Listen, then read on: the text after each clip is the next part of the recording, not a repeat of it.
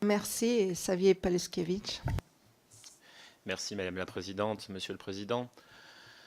Ce mardi, ça a été dit, le Président de la République s'est exprimé à l'ensemble des citoyens européens des 28 pays de l'Union dans une démarche sans précédent, celle de lancer un signal d'alerte, car l'Europe, vous l'avez dit, est en danger.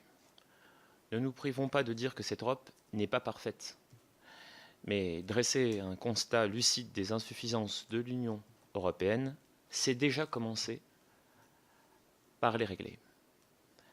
Alors, je ne serai donc pas ce matin celui qui exprime pour la première fois le fait que cette année 2019 soit celle des premières fois, mais alors que le Conseil européen qui se tiendra le 21 et 22 mars prochain sera le dernier avant les élections européennes, cette année 2019 marque donc celle des premières fois. Moi j'en compte 5.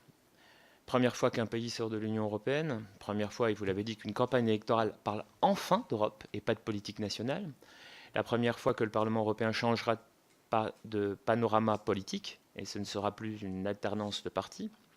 Première fois que 5 visages, vous l'avez dit, que représente l'Union changeront, le président de la BCE, de la Commission européenne, du Conseil européen, chef de la diplomatie, procureur européen. La première fois que l'hégémonie réticente de l'Allemagne va s'affirmer. Nous sommes bel et bien à l'aube du troisième moment de la construction européenne.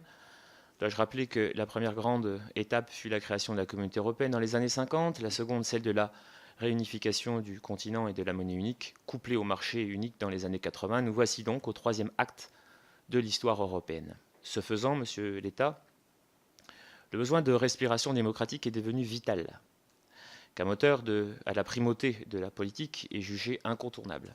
Ainsi, j'avais 3 questions. La première, comment faire face à ces nouveaux défis sans renoncer aux réalisations les plus importantes ayant marqué les 2 premières phases de l'histoire européenne? Quelles seraient les conditions nécessaires, selon vous, au-delà du fait que ces 5 prochaines nouvelles têtes soient à la hauteur, et vous l'avez dit, face à des Trump, Poutine ou Chinois d'aujourd'hui, pour que ce changement soit positif pour l'intégration du projet européen? Et surtout, quelles seraient les méthodes, les stratégies à employer pour ce faire? Ma dernière question, au-delà du fait que vous soyez optimiste, vous l'avez dit, que vous avez tendance à regarder le verre plutôt à moitié plein plutôt qu'à moitié vide, ne craignez-vous pas que ce grand renouvellement annoncé amplifie à contrario l'anti-parlementisme ambiant? Je vous remercie. Merci, Monsieur le Président. Et je pense à la fin, Monsieur Paluskiewicz, ce que vous citiez sur la question des méthodes et donc de comment éviter cet anti-parlementisme ou anti-politique qui est en train de monter. C'est pour ça que je pense qu'une idée comme celle que je venais de citer est importante, celle de Erasmus Stiens. C'est l'idée de dire, de éviter que le débat sur l'Europe se mette sur les tracks qui sont ceux des dernières années.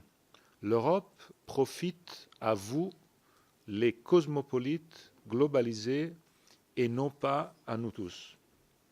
Et ça, c'est le point essentiel. Il faut éviter ce piège, qui est le piège aujourd'hui le plus important, le piège qui a fait en sorte qu'on a lié l'Europe à la globalisation. L'Europe est devenue, les institutions européennes, un espèce d'instrument froid d'une globalisation gérée ou décidée par d'autres hors d'Europe.